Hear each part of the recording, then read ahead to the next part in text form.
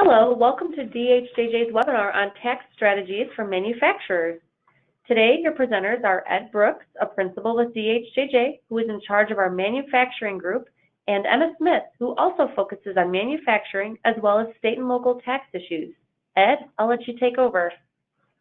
Thanks, Stephanie. So we're going to start out talking about accounting method change.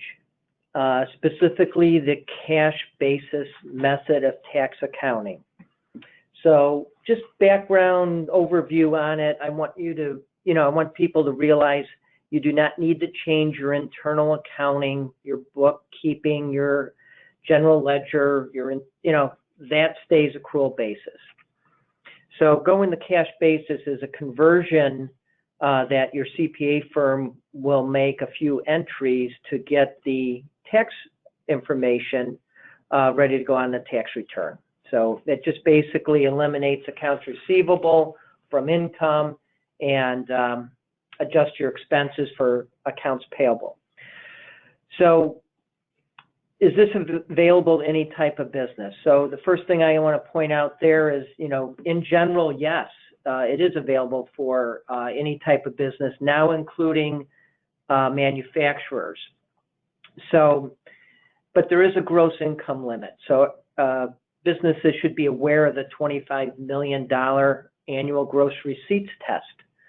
So if a company has average annual gross revenue of $25 million or more, they're not eligible for this method. How does it work? Well, the year that you make the switch, you're going to take accounts receivable at the end of the year, and you're going to subtract that from sales, and you're going to look at accounts payable and accrued expenses, and you're going to add those back into expense, or actually reduce your expense. Because under a cash method, you really only record income when you receive it, and you really can only deduct expenses when you pay them. So hence the adjustment for accounts receivable and accounts payable. So, again, how does it work? You're going to see a large reduction in taxable income in the year you convert to cash method. Now that assumes your accounts receivable is much higher than your accounts payable. That is usually the case. Can you make the election if you have inventory? So the answer to that is yes. Inventory used to be the main reason manufacturers couldn't not use the cash method. So the new tax law does allow you to have inventory and also use the cash method. What needs to be done to make the change? And are there additional fees? So the change, when you make the election, the change is made with the filing of your tax return for 2018. I want to point out that you can make this decision to switch in a future year. It doesn't expire. This is not a now or never scenario. But if you're going to do it in 2018, you need to submit a Form 3115 with the tax return. That's something you would almost always want your CPA firm to handle.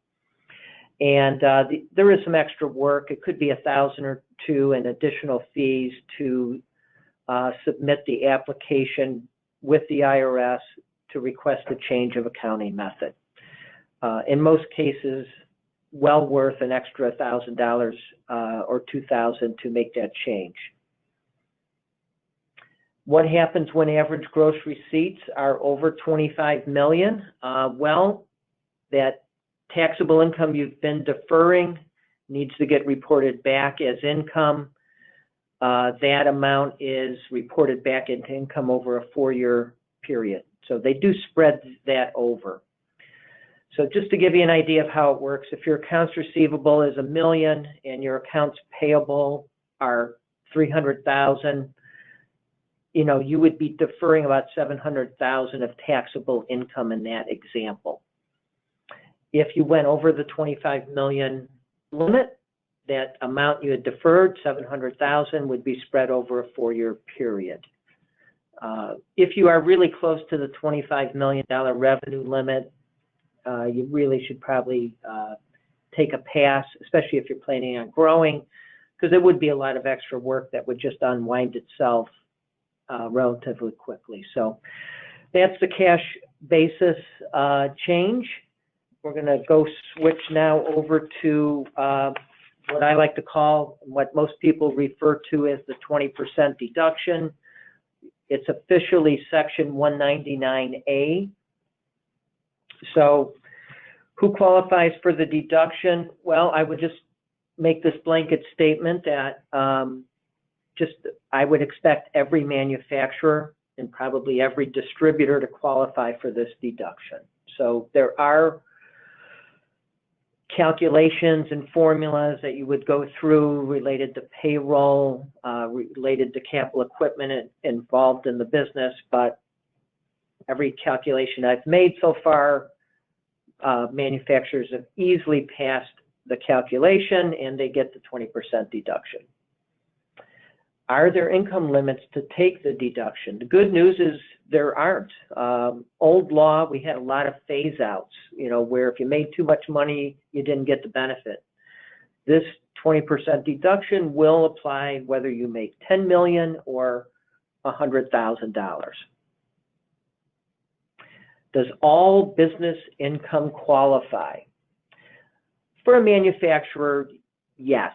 There are certain services that do not qualify. A manufacturer should keep in mind if they had some affiliated businesses with common ownership and those businesses were in the service sector, you probably should be careful that affiliation could disqualify the 20% deduction. I would not expect that, but it is something you have to watch for. And then how does this, how is this deduction reported on your tax return? Well, there's going to be information provided on each owner's, assuming a flow-through company. I should point out the 20% deduction really only applies to flow-through companies, S corporation, and partnerships. So it's reported on the K-1. So on the K-1, a owner is provided information on wages paid, equipment, and that sort of thing. And ultimately then on the individual shareholder level, there's a 20% deduction taken. I should point out again, the 20% deduction, when it appears on a shareholder's personal return, that deduction does not apply to the state tax filings at all. So this is only the benefit here is really on the federal level only. Business owners should keep in mind that this is, basically it's going to make only 80% of their income taxable. So if a business made $100,000, it would pay tax on $80,000 on the federal level. What do you need to do before year end? Actually not much. You just pretty much, if you're a manufacturer, you just get this deduction. You could consider and review your compensation policies because you want to keep in mind wages are not subject to the 20% deduction, but income from a K-1 for a manufacturer is. So depending how you've handled year-end bonuses, it is something you want to think about. And then lastly, I'll just point out that if there is a commercial building that is commonly owned between the manufacturer and the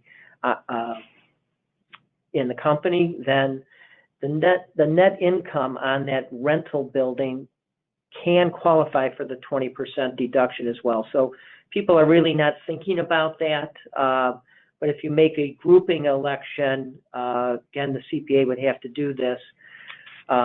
You can get that deduction even on the rental property. So that's Section 199A. Emma, we'll let you talk about expensing of qualified property. So next, we're going to talk about expensing of the qualified property. So that's going to be what you've heard referred to as bonus depreciation, or Section 179, also qualified improvement property. So we're going to kind of touch on all that in this slide. So what type of equipment qualifies? So mostly your computers, your machines, all of those are going to either qualify for bonus or 179. So the difference between bonus and 179 is Bonus is going to be 100% for tax years starting September 2017 through January 2023, and you get to depreciate 100% of the adjusted basis of the item.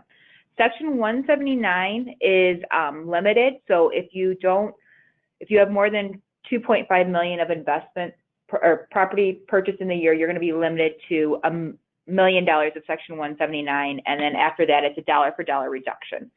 But that's going to be on machinery, equipment, anything that has a useful life, usually under 15 years. One thing to note, the difference, HVAC systems, roof, fire protections, alarm systems now qualify for Section 179. In the past, those did not qualify for automatic or immediate expensing. So you would have to depreciate those over 15 years or 39 years, depending on the asset. But now you can take Section 179 on those assets, but you cannot take bonus. Another big change is the change to what improvement property is. So the improvement can be on anything that's interior in the business. It's not going to be a structural component. It's not going to be an elevator. So anything that is on the interior of the property can now be expensed over 15 years instead of the 39 years, which it has been in the past.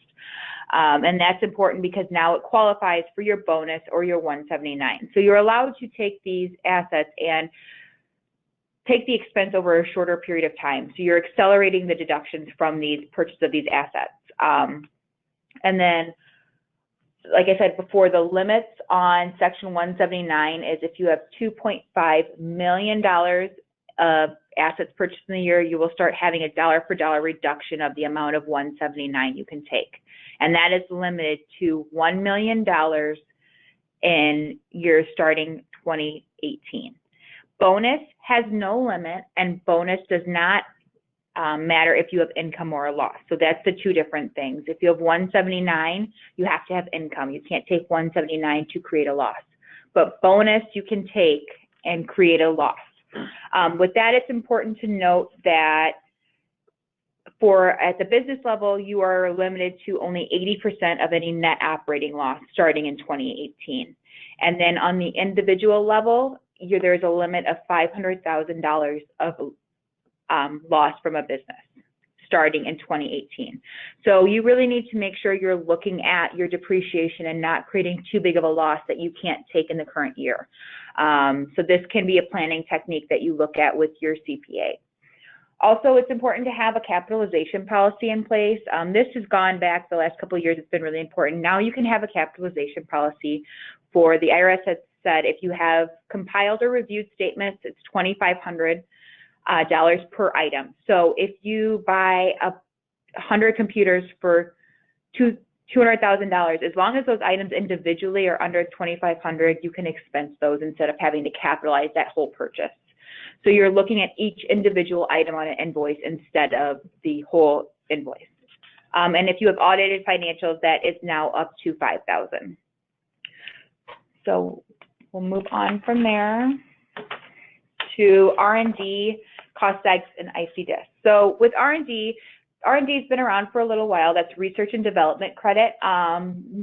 Manufacturing, any tangible personal property, as long as you are doing some kind of experiment with a product, you're improving it, you're fixing bugs, you're doing something that is testing the product on an ongoing basis or creating new products, you may have this credit that's available. R&D is not a dollar for dollar credit. There is a calculation that goes into how much wages are included, what the supplies are, and then what your income is.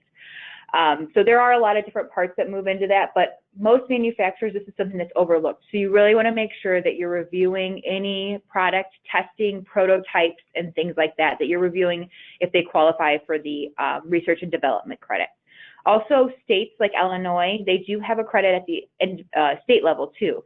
So just because you're taking it at a federal, you want to make sure that you're taking any benefits at the state level as well. So if a manufacturer has engineers, that would be a good indicator that you probably have R&D activity. As Emma mentioned, that credit is missed quite a bit. So it's just a matter of putting a little extra time talking to your CPA, tax consultant, to just make sure you're getting that break. It's a nice tax break. And then next is cost segregation. When this should be done. This can be done at any time on a building. If you've purchased a building and you've done improvements over the years and you've never had a cost segregation done, I think it's something that's a way to accelerate depreciation, especially with the new laws. But also, if you're building a new building or doing improvements to your building, it's important to do the cost segregation when you start that process. So that way you're ahead of the game and not trying to go back and dig up records for prior improvements. If you are going to do build a new building, or like I said, improve the current space you're in, it's important to meet with your contractor and start looking at the cost segregation from day one instead of trying to do this in the past. So with the cost segregation, it really looks at your building and how to break up each item into different class lives. So you'll have 5-year, 7-year, 15-year, and 39. And with that, you get to take advantage of the expensing that we discussed in the previous slide. So instead of classifying everything in your building as 39 years, now you're breaking it up and able to depreciate it over fast, or if not, expense it in the first year. So this can be a very huge benefit for if you're putting a lot of cash outlay for a new building. This gives you some tax benefits for that. And even if you've had the building for 10 or 20 years, if you've never done a cost segregation study, there could be a big tax deduction waiting to be taken, because in this case they would break out dock doors, parking lots, things that have a short life, and then you would end up taking a pretty big tax deduction in the year that you changed your depreciation. So it's really a nice card to play, even for buildings that you've been in for years. And then another thing with the cost segregation is as you start replacing items in the building, it gives you a cost basis so that you can do partial asset dispositions. And when you purchase, maybe replace an HVAC system or that, you have the documentation of the asset you're disposing of to create maybe a loss or write off that asset when you purchase a new one. So it's a good way of documenting what's in your building for future replacements and things like that also. Next is the IC disc. So that is great for if you sell overseas. It really helps. It was created to benefit and increase the foreign market. So if you sell overseas, usually I would say about at least $1 million a year of foreign sales to create a benefit for the IC disc. Including Mexico and Canada. Correct, So correct. Anything that shipped outside of the United States. Continental United States. So from there, what happens is you create a separate company that's considered the IC disc, and you take commissions. The easiest calculation is 4% of commissions on those foreign sales is now a commission expense. So you're reducing ordinary income, and that gets put into this disc, which is a CCorp. From that disc, you pay out dividends at a 20% rate.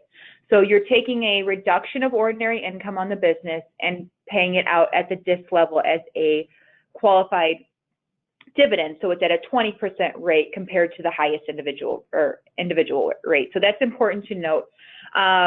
With the new tax law, the individual rates have gone down, but there is still that benefit because qualified dividends are still out there. So you still will get a rate differential of, between 10 to 12% on that expense that you get to commission expense that you're expensing. Like I said, the threshold, I really look at $1 million. If you have under $1 million, the cost of adding an extra tax return and the yearly filings that the IC disc needs to do, the benefit's low. So till you reach that $1 million of foreign sales, it may not be a planning technique. But if you're in the $2 to $3 million, this is something you want to evaluate. Also, and just an idea of the administrative burden that goes on that, to create a disc, most law firms and accounting firms, it's about $5,000 for that initial setup. And then every year after that, you're going to have annual filings and tax returns. So that's where this risk and benefit kind of plays in with the IC disc. So next, we're going to move on to CCorp versus S-Corp. Thanks, Emma. So there is a lot of talk. Some of you have probably heard that C corporations are now taxed at a federal rate of 21%. And S corporation or individual rates can be as high as 37%. And actually, S corporation big business income, it kind of hits a top rate of 29.6 when you factor in the 20% deduction. So, people are talking about, well, should I be a C corporation? Should I switch? Most small businesses are S corporations or flow-through entities such as LLCs and partnerships. So the short answer is probably not. You probably don't want to switch. So we'll talk about, does lower rate mean less tax? Well, if you're going to leave the cash in the business, if you're going to leave profits in the business and never take it out, then yes, 21% C Corp rate is lower than 29.6 flow-through rate. But most business owners at some point are going to want to take their profits out of their business. And if you have a C corporation and you take a dividend out, it's taxable. Or you do a bonus and take out, bonus compensation, it's taxable. So you're dealing with that double taxation issue at the C Corp level. That's why there are so many S corporations, because S corporations offer a single level of tax. There is never a double tax. So does the lower rate mean less tax? Overall, the answer is no, it does not. I can see situations where a young growing company is trying to build up capital, early permanent capital that it doesn't intend to take out. It's probably cheaper to build up retained earnings as a C Corp, and then maybe you become an S later. But I don't think that's something most companies are going to want to do. Do C corporations get the 199A deduction? The answer is no. They do not get that 20% deduction. That is just for flow-through companies. They get that 21% rate, which is pretty good. With a C corporation, we touched on it. You always got the challenge of, how do I get the money out of the C corporation without getting double taxation? So your options are dividend, salary, or bonus. If you do a salary or bonus, you're paying at the top rates again, because salary is taxed at ordinary rate. If you pay it as a dividend, you're having the double tax effect. So again, S Corp, a lot more tax efficient overall. Can any type of business make the change? In general, a S corporation can go C corporation. There are limits on how often you can switch back and forth.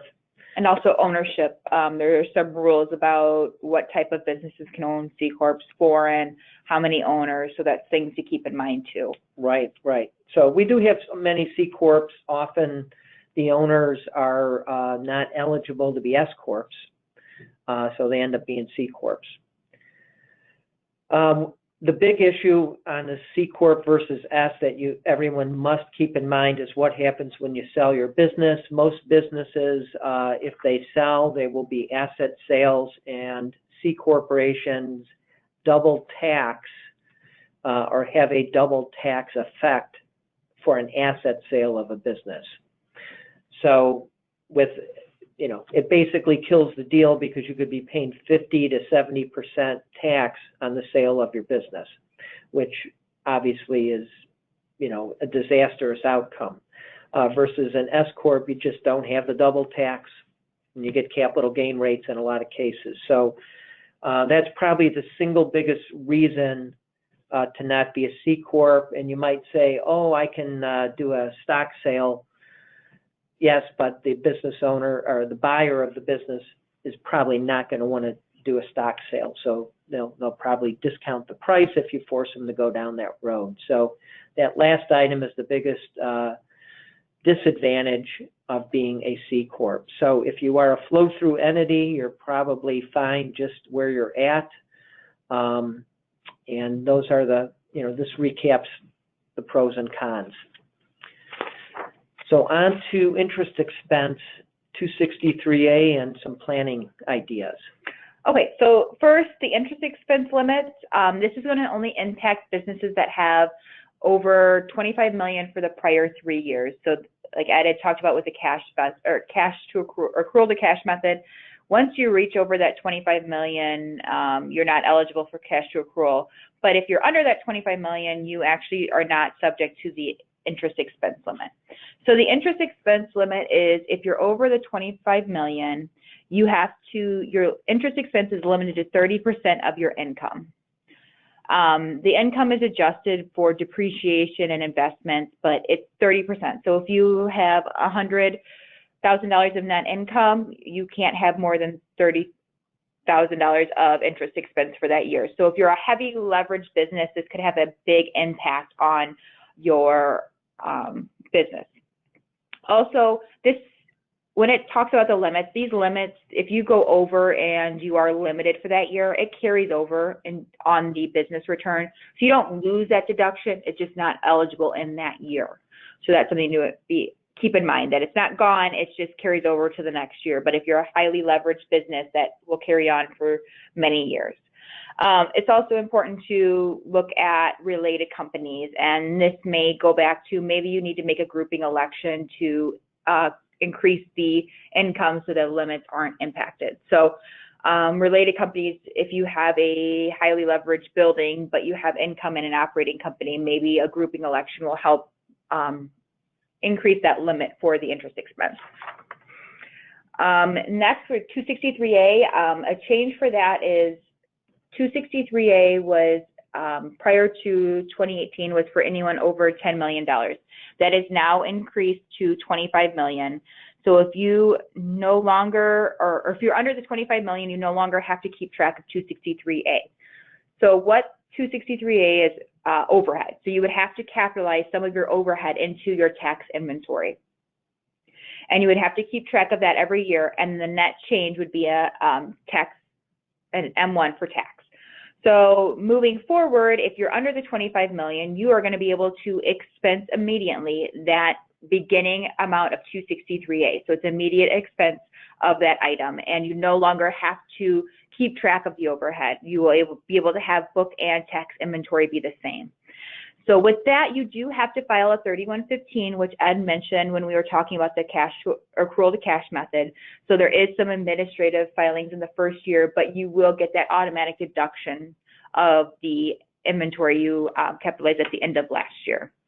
And this has been a big headache for a lot of manufacturers, is trying to maintain these records for 263A, because it's an additional calculation that has to be done every year, and now that burden is gone if you're under the 25 million. And then next, we just really want to touch on planning. So I think it's really important with all of these items that what needs to be addressed before year end. It's important to know that if you don't make some of these elections, or you don't make them in this year for 2018, they don't go away. They are available to make next year, and you can use them as planning, so you can prepare and take them next year. These changes are not permanent. So a lot of them have an expiration of around 2025 or 2027, depending on which tax law item it is. So it's not, you have a couple years to make these adjustments if you can't make it in this first year due to not knowing of these facts before year end, or just not being prepared, or the current circumstances, and you don't need the increased deductions in the current year. You can wait till next year when maybe you don't have, you have more income. So that's something to keep in mind. Yeah, I think planning is important, because there's, you've got things like switching to the cash basis that could generate hundreds of thousands of deductions. You could buy equipment and deduct it in many cases without limit. Do you do all of these things at one time? Do you need all these deductions at one time? So you really want to try and run some different scenarios on this. Some of this can be done before year end, some of it after.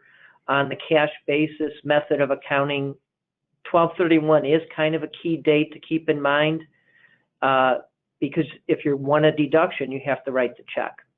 You have to pay the bill.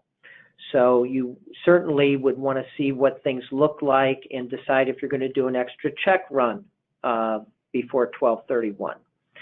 So certainly, if it's, if you're talking about cash basis, you need to plan now by 12/31. A lot of these other things can be worked on afterwards, like bonus depreciation, Section 179, cost segregation. Those are things that you can, your CPA firm can work on the different scenarios with you later. So thanks for listening. Hopefully we provided some good information. Our contact information is up there, and we love questions. So if someone has questions, you can certainly call Emma or myself. Happy to help. Thank you for joining us today on the Tax Strategies for Manufacturers webinar. If you have any questions, like Ed said, you can contact him or Emma or call DHJJ at 630-420-1360. Thanks again and have a great day.